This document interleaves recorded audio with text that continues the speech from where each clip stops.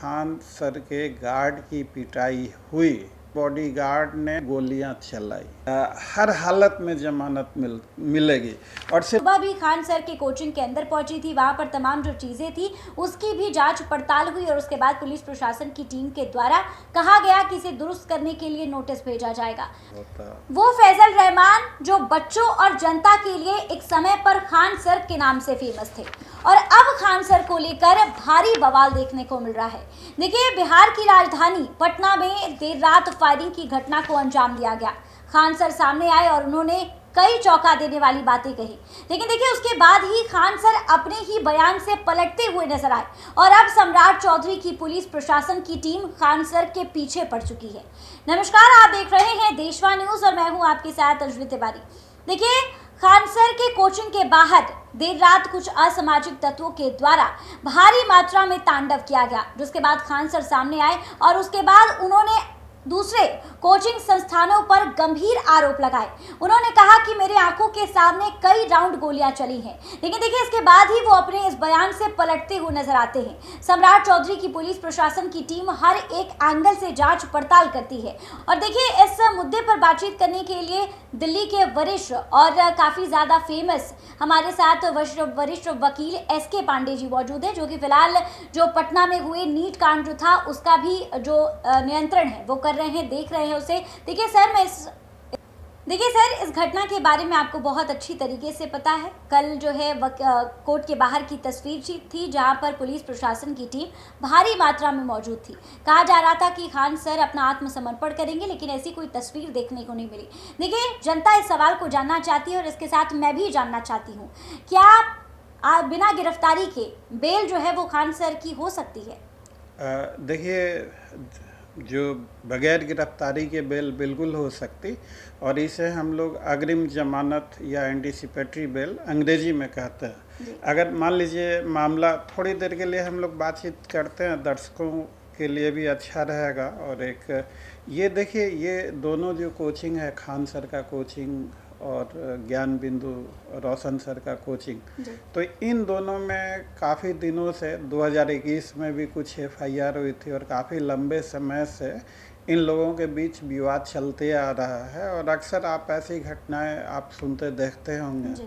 तो अब ये रही बात कि यह जो घटना है 2 तारीख की घटना है और आरोप यह है कि खान सर के जो गार्ड को पीटा गया वहाँ पे, वो लहूलुहान हो गया।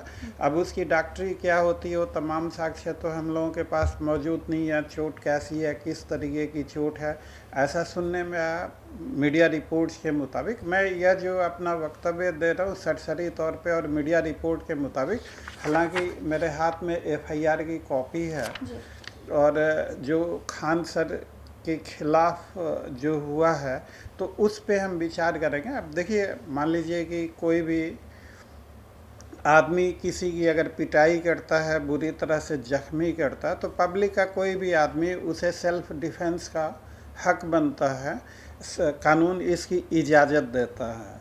तो सवाल यह पैदा होता है कि 2 तारीख को जब खान सर के गार्ड की पिटाई हुई, तो उस पिटाई के दौरान खान सर के बॉडीगार्ड ने हवा में गोलियां चलाई। तो अब सवाल यह है कि गार्ड की पिटाई हो रही है, वो लहूलुहान हो चुका है और उस दौरान हवा में गोलियां चलाई गई। तो इस FIR में भी लिखा हुआ है कि हवा में गोलियां चलाई गई। तो अगर हवा में गोली चलाई जाती है तो जान से मारने का इरादा हो ही नहीं सकता। अगर किसी को जान से मारने का इरादा है तो हवा में वो क्यों गोली चलाएगा कोई भी? लेकिन देखिए सर, जिस रात ये घटना हुई, जब खान सर सामने आए तो उन्होंने कहा कि मेरे सामने कई राउंड गोलियां चली, लेकिन इस बात का उन्होंने जिक्र नहीं किया कि मेरे भी गार्ड के द्वारा गोलियां चलाई गई। अब देखिए, जब ऐसा घटना होता है तो लोगों का मानसिक संतुलन थोड़ा सा बिगड़ जाता है, क्या बोलना है क्या नहीं बोलना है। मान लीजिए कि मैं ही पेशे से वकील हूँ और कोई होनी अनहोनी हमारे साथ हो जाए, तो उस समय हमारी मानसिक दशा क्या है उन चीज़ों पे भी बहुत सारी चीज़ें डिपेंड करती हैं। Very good. तो ये सारी चीज़ें कि उन्होंने क्या बोला और क्या नहीं बोला, मैं उन तथ्यों पे नहीं जाऊंगा। अब उन्होंने क्या बोला, क्या नहीं बोला, हालात क्या थे, उनकी मानसिक दशा क्या थी, तो उन चीज़ों पे नहीं जाऊंगा। मैं सिर्फ एक कानूनी पहलू जी। कि खान सर के, अब देखिए सबसे बड़ी बात कि दोनों शिक्षक हैं, दोनों ने बिहार के बच्चों को बहुत कुछ दिया है। और शिक्षक के हाथ में यह बात भी, देखिए हमारा भी कोई ना कोई शिक्षक, हर किसी का कोई ना कोई शिक्षक होता है। तो शिक्षक होने के नाते मैं उन दोनों से यही कहना चाहूँगा कि आपस में अगर इस तरह की लड़ाई हो, वर्चस्व की लड़ाई, तो फिर उसे शिक्षा का पेशा थोड़ा सा संसार होता है। एक शिक्षक को एक काफ़ी उच्च स्टैंडर्ड देना चाहिए जो कि छात्रों में एक प्रेरणा स्रोत बने। तो शिक्षक के नज़रिए से दो शिक्षक आपस में लड़ रहे हैं और दोनों शिक्षकों के बच्चे प्रदर्शन कर रहे हैं, तो जमकर इस मामले में राजनीति हो रही है, जिसका मैं कतई समर्थन नहीं करता। हम लोग कानूनी पहलुओं पे आ जाते हैं। कानूनी पहलुओं पे 2 तारीख रात के 10:30 बजे खान सर के गार्ड की पिटाई हो गई। तो गार्ड की जब पिटाई हो रही थी तो खान सर के बॉडीगार्ड ने भी गोलियां चलाई। इस एफआईआर में लिखा हुआ है कि उसने हवा में गोली चलाई। तो और इस जो 4 तारीख को ये एफआईआर हुई है खान सर के खिलाफ, और इसमें जो धारा, ये एफआईआर नंबर है 418/2026 और तारीख है 4/6/2026 और इसमें सेक्शन लगा है 109 BNS। तो यह 109 BNS हत्या के प्रयास का सेक्शन है, कोई ऐसा कार्य करना हत्या करने के इरादे से। तो यह एफआईआर हमारी कानूनी नज़र में यह सरासर गलत है और यह एफआईआर क्वैश हो जाना चाहिए हाई कोर्ट से। जब चूँकि इसमें इतना बड़ा मजबूत ग्राउंड है कि अगर गोली हवा में चलाई जाती है, अगर मान लीजिए मेरे पास ही हथियार है, कोई मेरे गार्ड को पीट रहा और मैं पीटने वाले पे गोली नहीं चलाता, 109 की एफआईआर, हत्या के प्रयास की एफआईआर तब मानी जाती जब गोली पीटने वाले की तरफ चलाई और गोली उसे नहीं लगी, तब हो सकता था। लेकिन यहाँ तो साफ लिखा हुआ है कि हवा में गोलियाँ चलाई गई। तो हवा में गोली चलाने का सिर्फ एक ही इरादा हो सकता है कि खान सर के गार्ड की जो पिटाई हो रही थी, पिटाई करने वाले डर जाएं, सहम जाए, उसे छोड़ दें या वहाँ से भाग जाए। और यह आत्मरक्षा में किया गया, सेल्फ डिफेंस में किया गया सवाल है। तो यह जो दूसरी एफआईआर हुई है खान सर के खिलाफ 418/2026, मैं यहाँ खान सर का समर्थन नहीं कर रहा हूँ। मैं खान सर का वकील भी नहीं हूँ। रोशन सर से भी हमारी उतनी ही मैं तो इस केस में वकील नहीं हूँ किसी पक्षकार का, न रोशन सर का न खान सर का। मैं तो जस्ट एक अपनी व्यक्तिगत राय रख रहा हूँ और निष्पक्ष होके जितना संभव हो सके उस पे रख रहा हूँ। तो जो दूसरी एफआईआर हुई है, क्योंकि ये हवा में गोली चलाने का है, तो किसी को अगर हत्या करना होगा तो हवा में क्यों गोली चलाएगा, वो सामने नहीं मारेगा उसको। तो चूँकि हवा में गोली चलाना यह इस बात को प्रमाणित करता है कि हत्या करने का कोई इरादा नहीं था। तो हत्या करने का कोई इरादा नहीं था, तो यह जो धारा लगी है 109, ये अपने आप में गलत है। जो दूसरी धारा है हर्ष फायरिंग, जो हैप्पी फायरिंग हम लोग बोलते हैं, और वो धारा है आर्म्स एक्ट के सेक्शन 25 के सब सेक्शन 9 के अंतर्गत। तो यह हर्ष फायरिंग का भी मसला नहीं है। हर्ष फायरिंग तो तब जैसे शादी वगैरह में या किसी फंक्शन में लोग अपने हथियार निकाल के फायरिंग कर देते, तो उसे हर्ष फायरिंग या हैप्पी फायरिंग करते। तो यह तो प्रतिकूल परिस्थितियों में ऐसी कार्रवाई की गई है। तो मेरे हिसाब से जो खान सर के खिलाफ जो एफआईआर है, अगर इसमें ढंग से पैरवी हो और तरीके से अगर कानूनी पक्ष को रखा जाए अदालत में, तो मुझे पूर्ण भरोसा है कि यह एफआईआर क्वैश होने के लायक है, इसे खारिज करने योग्य है। और मुझे ऐसा लगता है कि इन हालातों में खान सर की जमानत हो जानी चाहिए, अग्रिम जमानत बगैर जेल गए, एंटीसिपेटरी बेल। मतलब आप कहना चाहते हैं कि जो भी धाराएं उन पर लगी गई हैं इसके बावजूद जो है उनको जमानत मिल सकती है? जमानत बिल्कुल हो जानी चाहिए अगर ढंग से अदालत में पक्ष रखा जाए तो। जमानत ही नहीं मिलेगी, यह एफआईआर 2 दिन भी अदालत में टिक नहीं पाएगी, क्योंकि अदालत में यह एफआईआर इसलिए नहीं टिक पाएगी कि इसमें जो धाराएं लगी है 109 लगी है हत्या के प्रयास का। तो हत्या के प्रयास का जो धारा लगा है, जो पहले के आईपीसी में 307 था, अब बीएनएस में 109 हो गया है। तो हत्या के प्रयास की जो धारा लगा, तो अब इसमें लिखा हुआ है कि भाई खान सर के बॉडीगार्ड ने हवा में गोलियां चलाई। तो हवा में अगर कोई गोली चलाता है तो आप खुद तय कीजिए। दर्शकों से भी मैं पूछना चाहूँगा कि वो कमेंट करके बताएं कि कोई शख्स अगर हवा में गोली चलाता है तो क्या उसका हत्या करने का इरादा है या डराने का इरादा है। तो हवा में गोली चलती है तो हत्या करने का तो इरादा है नहीं। खान सर के गार्ड की पिटाई हो रही थी, उसे बचा के, उन्हें डराने का, उन्हें भगाने का, आत्मरक्षा में की गई कार्रवाई है। तो इस कारण से 109 की जो धारा लगी है इस एफआईआर में, वो अपने आप में गलत है। और चूँकि हथियार लाइसेंसी है, आत्मरक्षा में इस्तेमाल किया गया है, तो इसलिए जो आर्म्स एक्ट की जो धारा लगी है 25 का सबसेक्शन 9, यह भी अपने आप में गलत है। तो इन परिस्थितियों में अगर ढंग से अदालत में पक्ष रखा जाए तो खान सर की जमानत बिल्कुल हो सकती है। और यह तो कानूनी पहलू हो गया, लेकिन सामाजिक पहलू यह भी है। रोशन सर के भी बच्चे उनके समर्थन में आंदोलन कर रहे हैं। जी बिल्कुल। खान सर के भी बच्चे उनके समर्थन में आंदोलन कर रहे हैं। तो अब हर चीज़ का फैसला आंदोलन से होगा और बच्चे आंदोलन कर रहे हैं। तो दोनों शिक्षक हैं, उन्होंने बिहार के बच्चों को बहुत कुछ दिया है। मैं उन दोनों से अपील करता हूँ, प्रार्थना भी करता हूँ कि शिक्षा की गरिमा को कायम रखा जाए। बिहार को आपकी ज़रूरत है। और आपसी जो भी मतभेद है, आप 2-4 आदमी बैठ के आपसी मतभेद को भुलाकर दोनों प्रेम से रहिए। दोनों बिहार की तरक्की में, बिहार के गौरव को आगे बढ़ाने में अपना योगदान दीजिए। वो बेहतर होगा, शिक्षा के लिए भी बेहतर होगा, बच्चों के भविष्य के लिए भी बेहतर होगा। अगर आप दोनों आपस में लड़ेंगे तो फिर बच्चों को पढ़ाएगा कौन, उनकी ज़िंदगी का क्या होगा। देखिए, एक सवाल है सर मेरा। रोशन सर के ग्रुप के माध्यम से कई तरीके की वीडियो जो है सोशल मीडिया पर शेयर किए जा रहे हैं, जिसे मैंने स्वयं भी देखा है। खान सर उसमें जो है काफ़ी ज़्यादा ऐसे शब्दों का इस्तेमाल कर रहे हैं जो शायद मैं आपके सामने नहीं बोल सकती।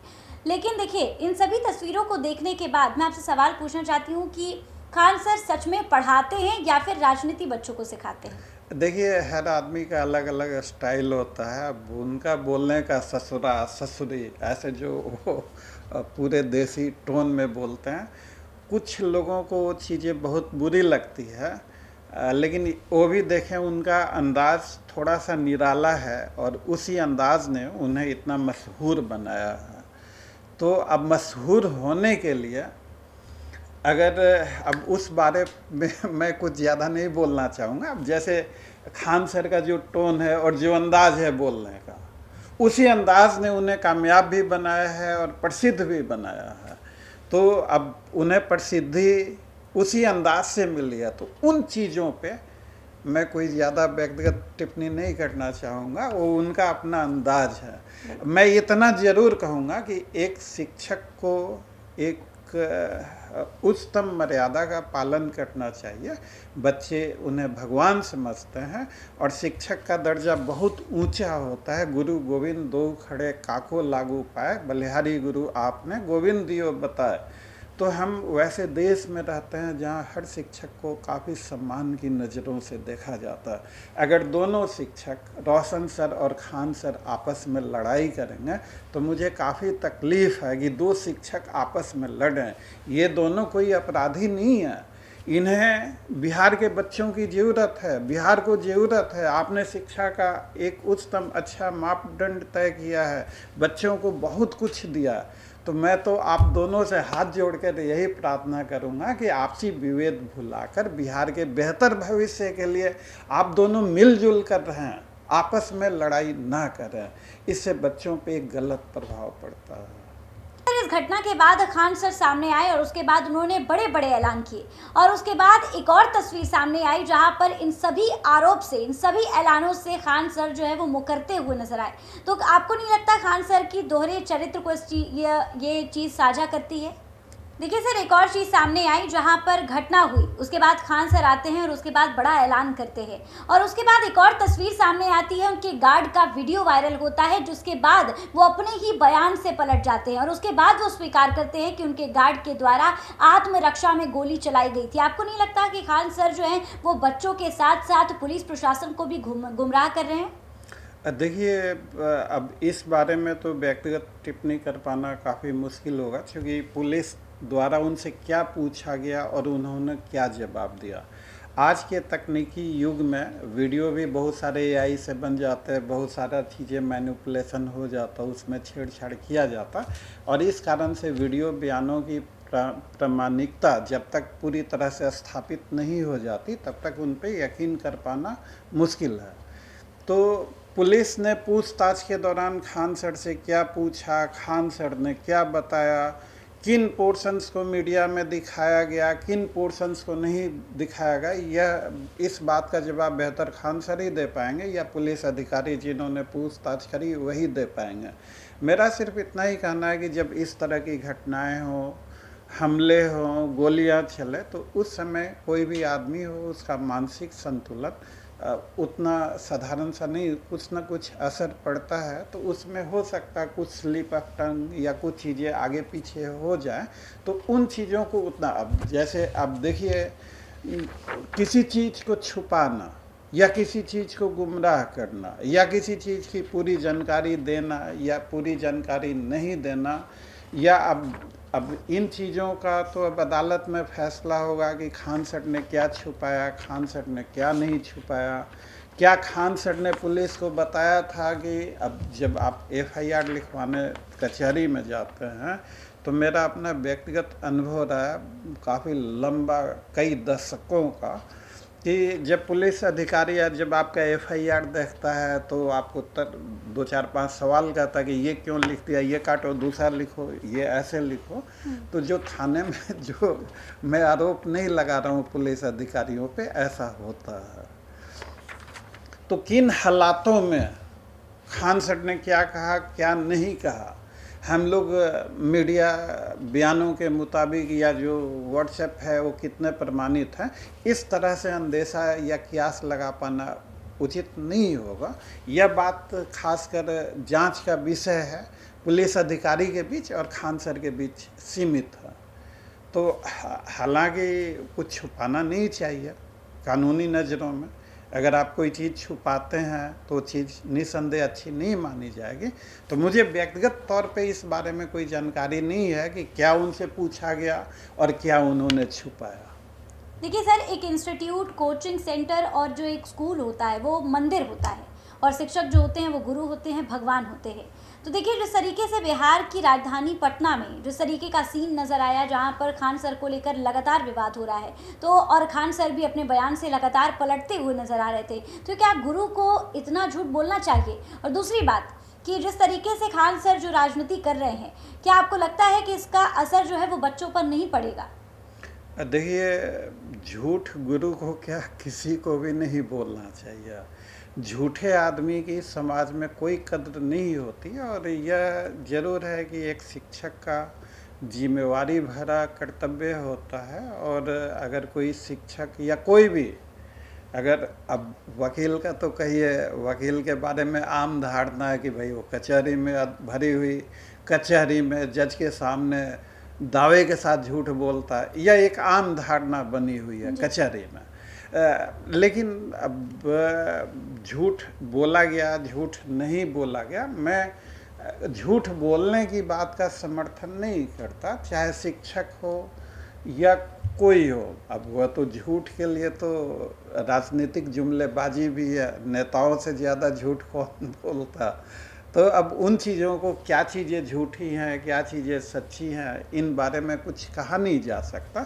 अब खान सर ने क्या बोला, उन्होंने जो बोला पुलिस पदाधिकारी को बोला, पुलिस पदाधिकारी ने उनसे कोई सवाल पूछे नहीं पूछे।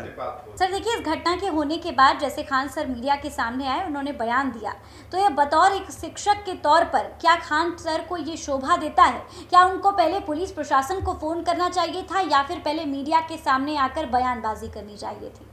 देखिए, जब इस तरह की घटनाएं हो जाती हैं तो मानसिक संतुलन थोड़ा सा बिगड़ सा जाता है। तो शिक्षक भी कोई आसमां से उठ के नहीं आया है, वो भी हमारी और आपकी तरह ही एक इंसान होता है। उसके भी सीने में एक दिल होता है, उस पे भी हर क्रिया प्रतिक्रिया का असर पड़ता है।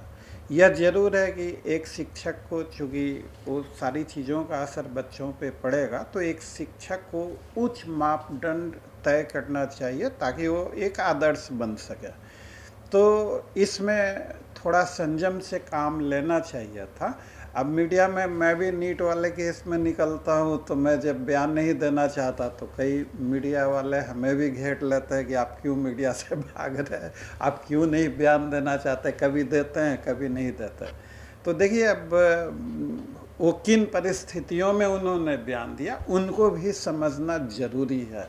एक चश्मे से हम इसे नहीं देख सकते, दोनों पक्षों को सुनना ज़रूरी है। लेकिन जो भी हो,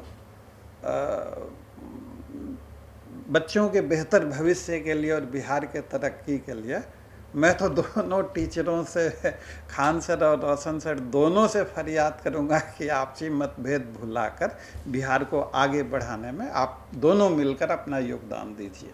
बिल्कुल सर, देखिए हमारे साथ जुड़ने के लिए धन्यवाद। और जिस तरीके से देखिए आपने कानूनी पहलू इस पूरी घटनाक्रम को लेकर रखा है वो काफ़ी ज़्यादा अप्रिशिएटिंग है। और देखिए हमारे व्यूअर्स के लिए भी इन सभी सवालों के जवाब जो है वो सिर्फ मैं नहीं जानना चाहती हूँ, जनता जानना चाहती है। सुबह भी खान सर के कोचिंग के अंदर पहुंची थी, वहाँ पर तमाम जो चीज़ें थी उसकी भी जाँच पड़ताल हुई और उसके बाद पुलिस प्रशासन की टीम के द्वारा कहा गया कि इसे दुरुस्त करने के लिए नोटिस भेजा जाएगा। फिलहाल इस खबर पर आपकी क्या कुछ राय है, हमें कमेंट के माध्यम से ज़रूर साझा करें और ऐसी ही तमाम खबरों के लिए हमारे साथ बने रहिए देशवाणी न्यूज़ पर।